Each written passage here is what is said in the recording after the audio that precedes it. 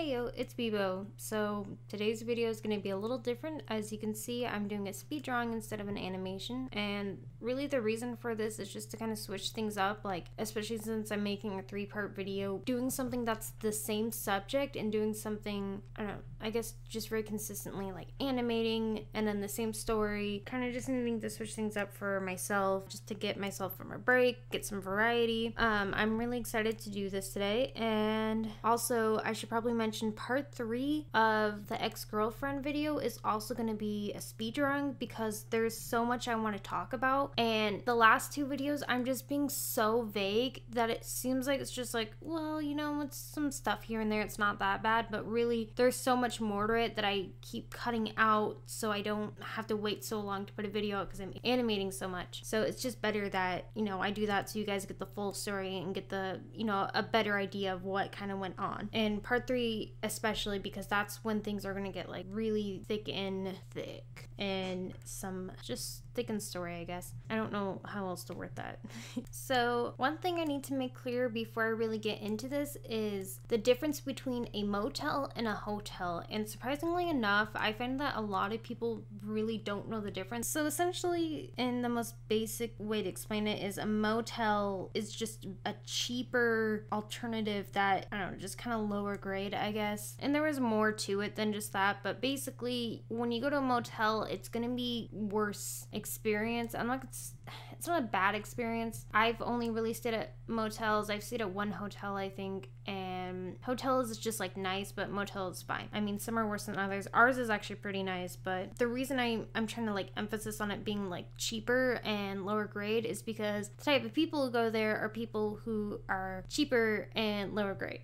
And I don't mean to be mean because, like I said, I stay at motels when I go out. Like, I don't have any problem with it. It's just it tends to attract very weird, obscure people, and not in a good way, and also just for lack of a better description. And I really also want to put out there that I'm saying these stories, and I'm not saying it because, you know, I got these people and that they're my only stories. They're just either my best examples of what almost every customer I get is, or something about them stood out. Specifically, I think the third story I'm going to talk about is one that just really got to me. But yeah, honestly, these are just examples of what pretty much 90% of my customers are like. Because like, for the other videos I've seen of work stories, it's like, oh, this horrible person came out and they did this, and either it's like, it's not that bad, or it's like one example, like this one time. And it's like, for me, it's just like, this is what I deal with on the daily. This is like literally 9 out of 10 customers I have.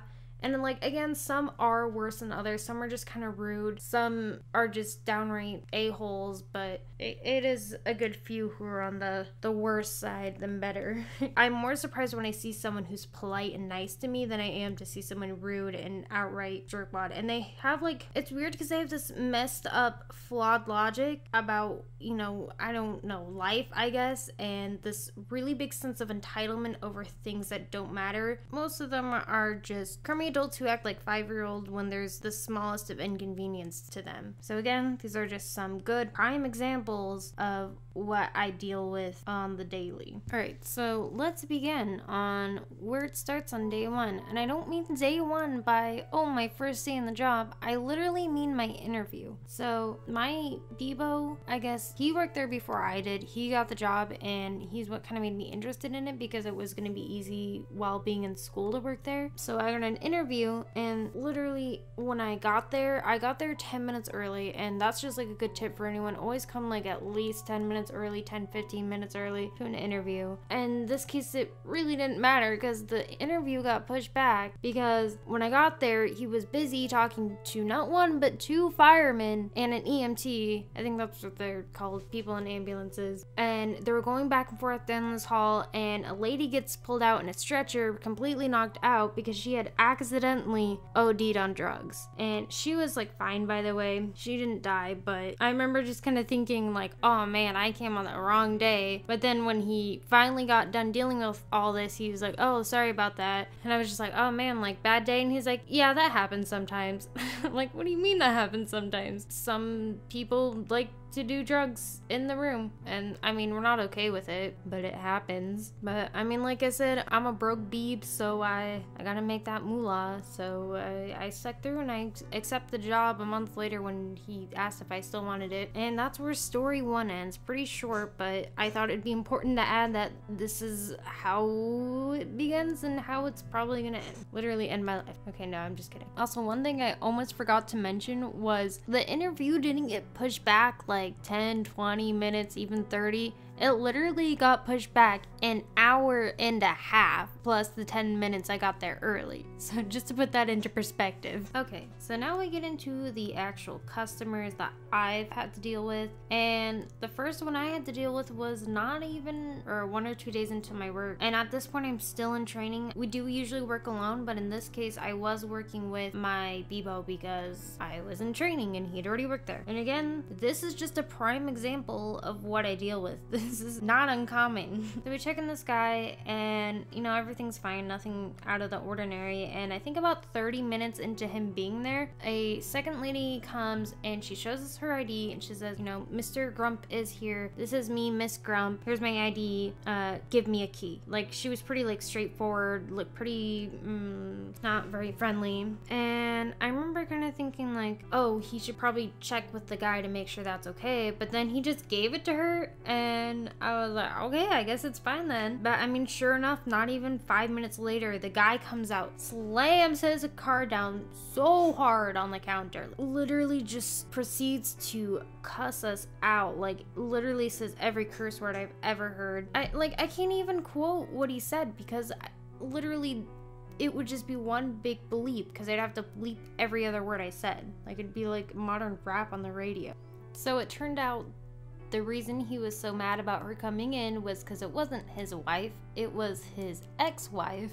We did end up refunding this guy in this specific scenario because it was technically our fault, or I guess his fault. I would have checked, but I didn't want to, so we did refund him. But we put him on the DNR list, and what that is our do not rent list. And I wanted to bring that up because my sister like asked me like, oh, when people are, you know, like complete tools to you, or complete like a-holes to you, what do you do? Like, do you just like call the cops on them? And I'm like, well, you know, most of the time we just let them leave and we put them on our DNR list. And then she looked so like shocked and like mortified and was like wait, what? You put them on DNR? Like, so shocked. And I was like, yeah. And she was like, like, why? Like, that's so extreme. And I was like, and she kind of like laughed because I think she knew that it probably meant something else, but she's like, you put them on do not resuscitate? And I was like, what? No, it stands for do not rent. Like, oh my god. I just thought that was a really funny thing to probably mention, but I promise we don't put them on do not resuscitate. Like, I just imagine like it like EMTs coming in and being like,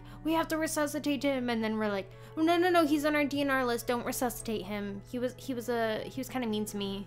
Like, it's just kind of funny. So this one's gonna be similar, but not exactly the same, because this one's just like my prime example of what people are when they freak out over something so minor, just the smallest minor inconvenience. So at this point, I've been working here for a while, and I'm actually training some other kid, and we had checked this guy in, and he actually seemed kind of friendly. He seemed like a pretty decent guy. Then later that night, and keep in mind, I work a 3 to 11 p.m. shift, so I get most of the check-ins. And later this night, after we'd already checked it in, this guy comes storming in with an avocado in his hand, and he slams the avocado down on our desk and starts screaming at us, like full on cussing us out, because this poor soul had to deal with an avocado in his fridge, and his sheets were kind of dirty. Like, that's it. Like, that's all he had to complain about. He had a mouthful of words to say to us over those 2 tiny things, full-grown adult. And like, you know,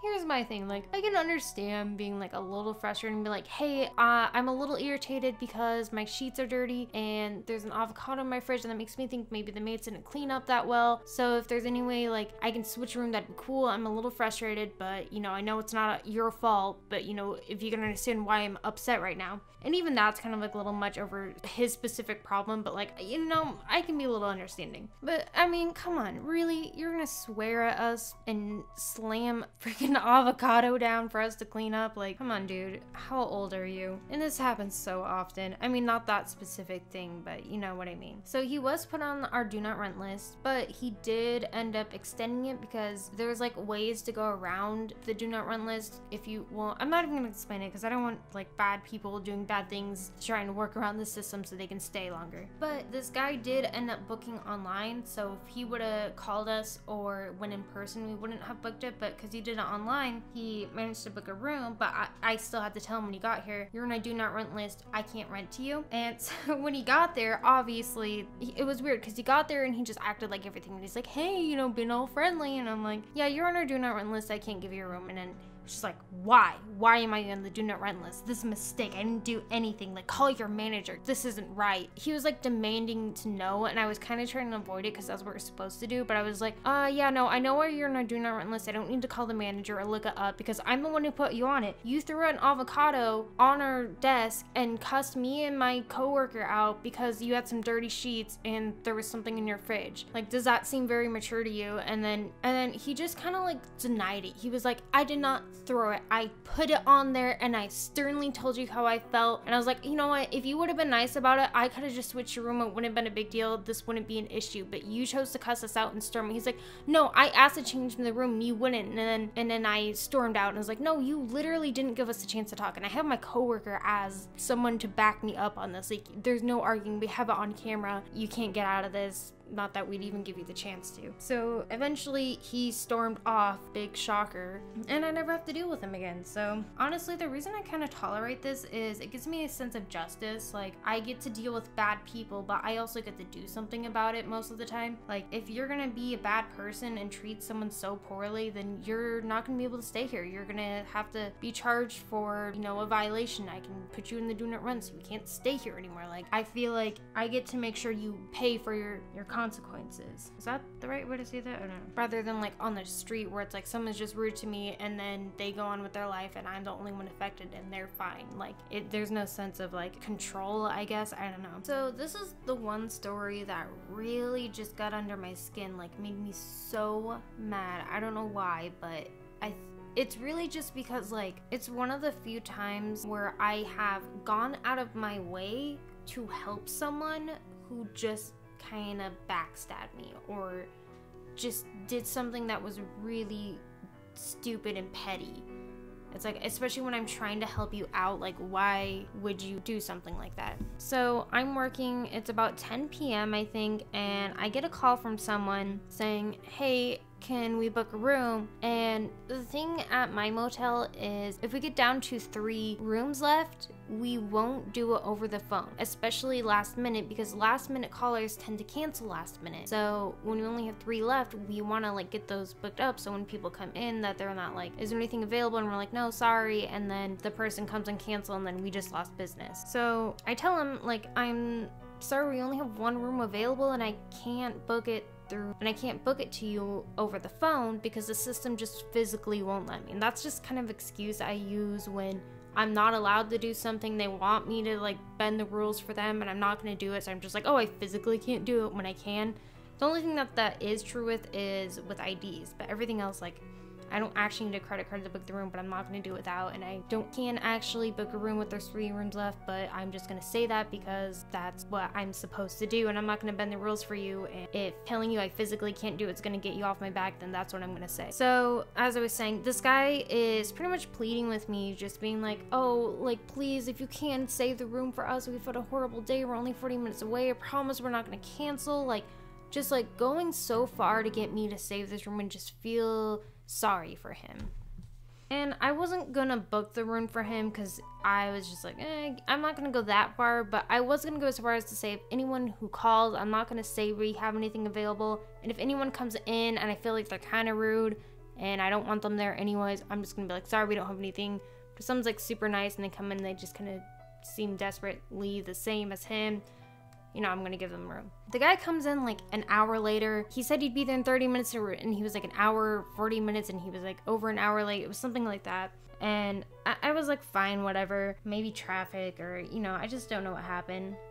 And it's not that big of a deal. So he asked if the room was still available. I'm like, yeah, like, you know, I got the room for you, and I was really happy that I could give it to him, and I was so excited that this could work out and hopefully make his bad day a little better, you know? I wanted to feel like I did something good. The guy wanted to pay cash, and the thing is, we do accept cash, but if you pay cash, we either need a card on hand, and we won't charge it unless there's damages, or we need a $50 deposit that we give back if there's no damages when you check out. And like, just keep that in mind, like really put that into your brain, because this guy wanted to pay cash and he wanted to do the $50 cash deposit. He kind of makes it seem like, oh no, I don't know if I'll have enough, like I don't have a card, and let me see how much cash. So we didn't have to pay for a room, and then he scrounged up $38, something like that, for the $50 deposit. And this guy was like pleading, just playing like, oh, like, is there no way we could just do 38? I don't have any more money, like, please, like, if you could call your manager, see if it's okay, like, please just call him and ask, and like really pushing me to call my manager to try to let it slide, because I was like, I can't do it,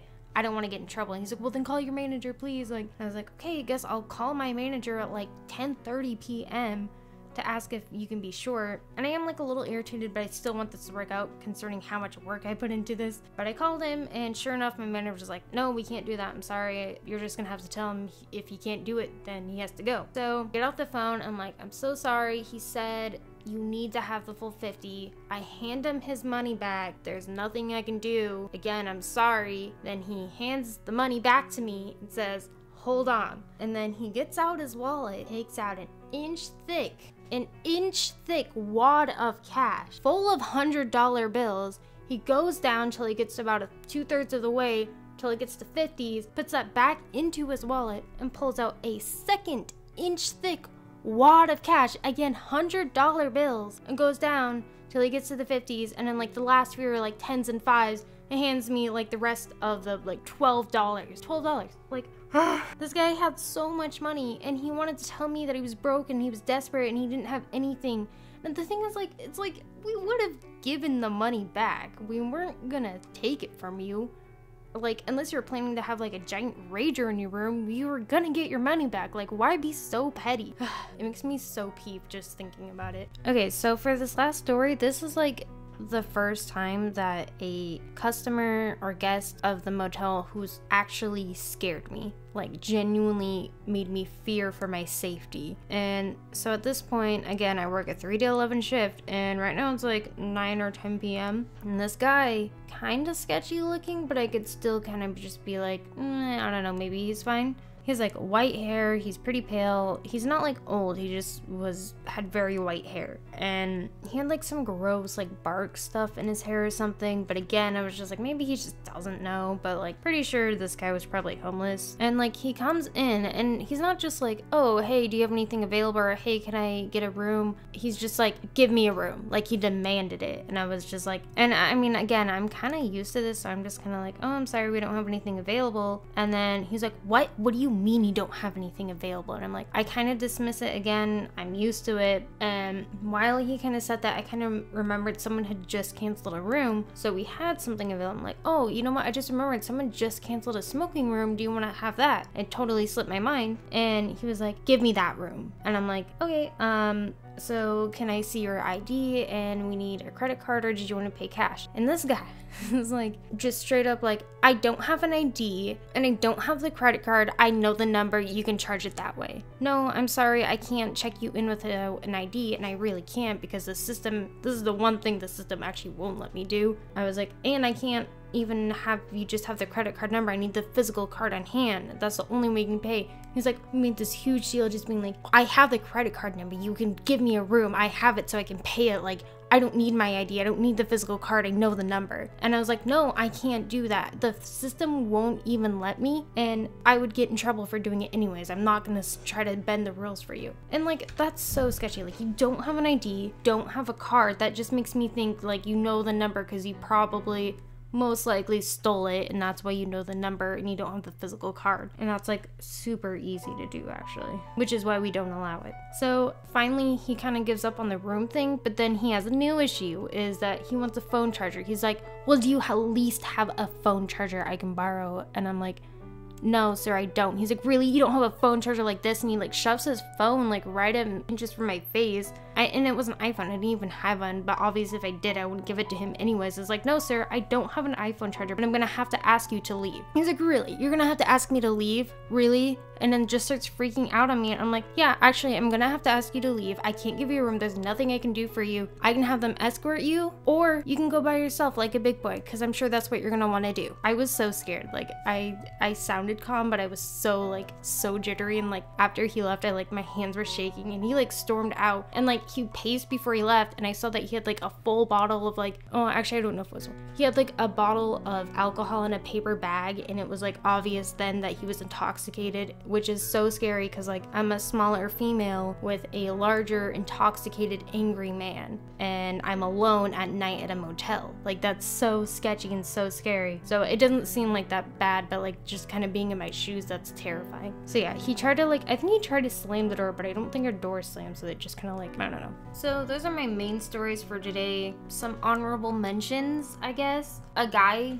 was in our parking lot with a stolen car with a bunch of guns in it. Very cool. I let a guy borrow a plunger, and he brought it back soaking wet with poop on it and put it on my desk. And then when I proceeded to say, get it off the desk, put it back in your room, about 100 times, he wouldn't listen until the lady next to him that I was checking in was like, put it back in your room. And I was like, oh my God, thank you so much, because that was disgusting. I almost puked. It was so gross having a poopy plunger set right next to me on my desk. Someone else's feces right next to me. Oh, it smelled so bad too, God.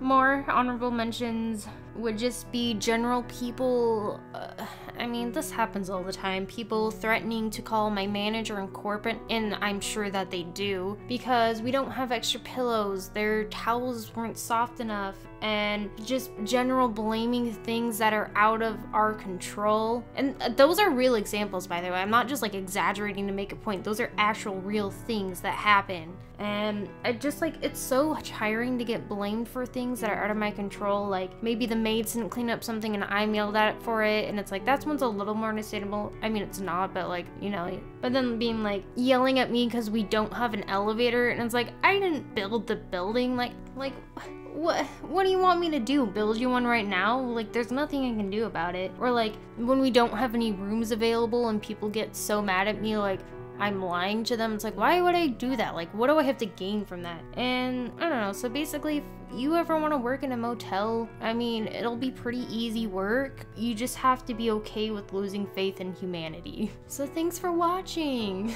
and insert generic outro here. And I just want to take a minute to talk about the art, just in case anyone's interested. So I did edit it down to some parts. If it kind of seems choppy in some areas, it's just so I could fit it, and certain parts I forgot to hit record, and then there was a few, I think like one or two that kind of got lost because I didn't in parts, just in case that happened, which luckily I did. I also haven't drawn like this in a while, and I've been doing mainly just the small cartoons for my animation, so it was really fun to kind of do something a little more complex with my specific little character up there with the thumbs up. So yeah, that was really fun for me. That being said, there was a lot I would have liked to done differently with the art and with the way of editing and the way I made this. So for next time, it'll be a faster and easier process. I did get this out in time though, so. But yeah, overall, I'm actually pretty okay with how it turned out. It's not perfect, and I did kind of rush it, so it's lower quality than I would have liked it, but again, I'm pretty okay with how it turned out. I think it's pretty cute. And then just talking about each person in it. So the first guy is obviously the guy who freaked out over an avocado and slammed out on my thing. The second guy is obviously the guy pleading with me that he needed a room and didn't have the money, and then there's I drew the little wad of cash in his wallet down there. Third guy's the guy who scared the poop out of me and was drinking and clearly intoxicated and just a huge sketchy dude. And then the last guy is the one with the ex-wife who freaked out on me on my first day, or like third day or whatever. And then I specifically made the window so it was like flashing red and blue lights, so it was like an ambulance or like fire truck for my interview day when the person got taken out in a stretcher. And then I really like how I made the my face just being like, I hate myself, with like the big thumbs up of like the pain is in the eyes. You can just, I feel like I depicted that pretty well, and it's really cute. And also thanks to my Beebo who helped me pick out that pose, because I was like, what should I do to be like, man, I hate what's going on? And he's like, you should just make it ironically funny of you like with the thumbs up being like, I hate myself. So yeah, I hope you guys liked it, and have a good life, and pet some good dogs out there. If you're allergic, don't pet a bald cat.